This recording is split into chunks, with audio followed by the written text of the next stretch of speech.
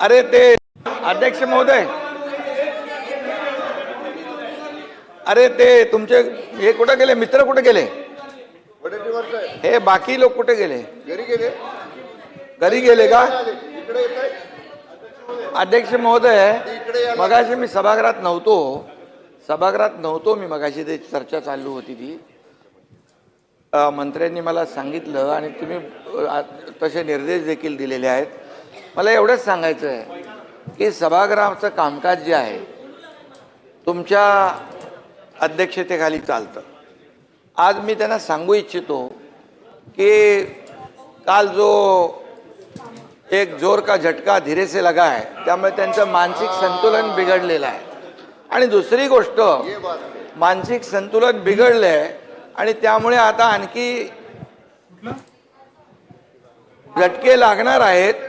अध्यक्ष महोदय, तुम्ही सभागृहाचं कामकाज नियमानुसार चालवता आणि आजपर्यंत तुम्ही दिलेले निर्देश आणि तुमच्या अध्यक्षतेखाली या सगळ्या विरोधी पक्षाला देखील त्यांचे मांडण्यासाठी, प्रश्न मांडण्यासाठी जो काही वेळ देता तो आतापर्यंत कधी विजय भाऊ दिला होता का?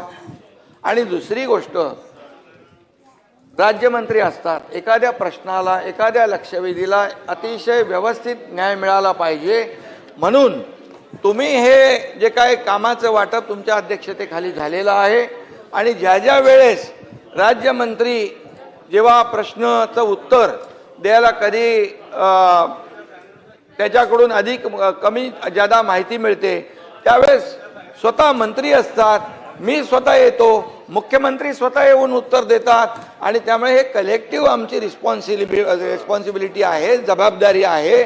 त्यामुळे काय आहे, आता काय झालंय, त्यांच्याकडे मुद्दे नाही आहे, ते डेस्परेट झालेले आहेत, फ्रस्ट्रेट झालेले आहेत आणि आता त्यांचं मानसिक संतुलन बिघडलेलं आहे. त्यामुळे आता ते नाही आहेत, नाही तर मी बोललो असतो, कोण होता असं तू, काय झाला असं तू, अरे वेड्या असा वाया गेला असं तू, अरे काय आहे. त्यामुळे अध्यक्ष महोदय, त्यांना जे जे काही प्रश्नांचे उत्तर पाहिजे त्यासाठी सभागृहात थांबले पाहिजेत आणि म्हणून प्रत्येक प्रश्नाचं उत्तर द्यायला सरकार समर्थ आहे. बिलकुल आम्ही समर्थ आहोत. प्रश्न मांडण्याची जबाबदारी जी आहे ती त्यांनी पार पाडली पाहिजे. नुसतं स्टंटगिरी करून येऊन इथे काहीतरी बडबड करून जायचं आणि सभागृहाचा वेळ वाया घालवायचा. आणि म्हणून मी आपल्याला सांगतो, विजय भाऊ तुम्ही समजदार आहे, तिथे जयंतराव, नाना भाऊ, तुम्ही बी त्यांच्या नादाला लागले, काय पोराटोरांच्या नादाला लागतात असं काय. त्यामुळे अध्यक्ष महोदय, पूर्णपणे या ठिकाणी सभागृहामध्ये विरोधी पक्ष जे जे काही या शेतकऱ्यांचे प्रश्न मांडा, या महाराष्ट्रातल्या जनतेचे प्रश्न मांडा, जिथे शेतकऱ्यांच्या अडचणी आहेत ते प्रश्न मांडा, त्याला उत्तर द्यायला आम्ही लोक खंबीर आहोत. सरकार खंबीर आहे. प्रत्येक याला पैसे शेतकऱ्यांना आतापर्यंत, नाना भाऊ, आतापर्यंतच्या इतिहासामध्ये मी 2.5 वर्ष मुख्यमंत्री होतो, आता देवेंद्रजी काम करता, आतापर्यंतच्या इतिहासात 45,000 कोटी रुपये शेतकऱ्यांना देण्याचं काम केलंय. 15,000 रुपये नुकसान भरपाई.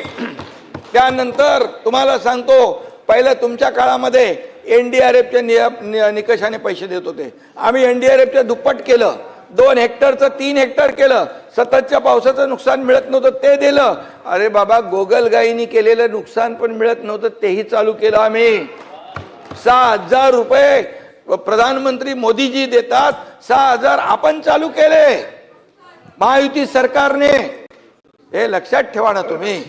आणि त्यामुळे काही पैसे नाही दिले, काहीतरी शेतकऱ्यांवर अन्याय केला, हे खोटं नाटक चालणार नाही. महाराष्ट्रातल्या जनतेने दाखवून दिलेलं आहे, जागा तुमची, तुम्हाला बोलत नाही, जागा दाखवून दिलेली आहे. आता ही एकदम अशी होत चालली आहे, अगदी इकडे आता इकडे बाहेर पडतील तिकडे.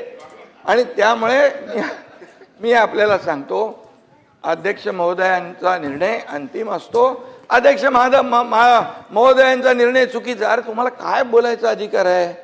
अध्यक्ष महोदय, जे नियमाने हे सभागृह चालतं, हे सभागृह सार्वभौम आहे, याचं पावित्र्य राखणं आपलं काम आहे.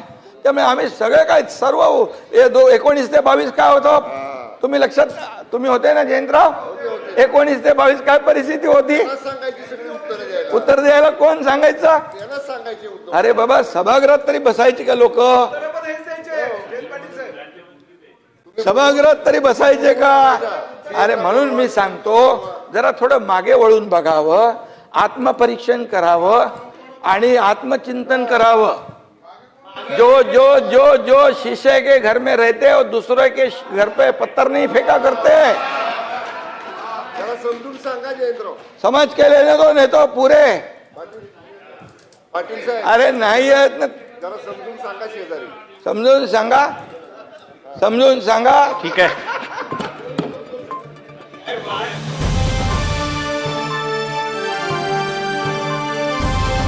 समाजकारण, प्रशासन आणि राजकारणातल्या अचूक विश्लेषणासाठी बखर लाईव्हच्या सोशल मीडिया प्लॅटफॉर्म्सना लाईक, फॉलो आणि सबस्क्राईब करा.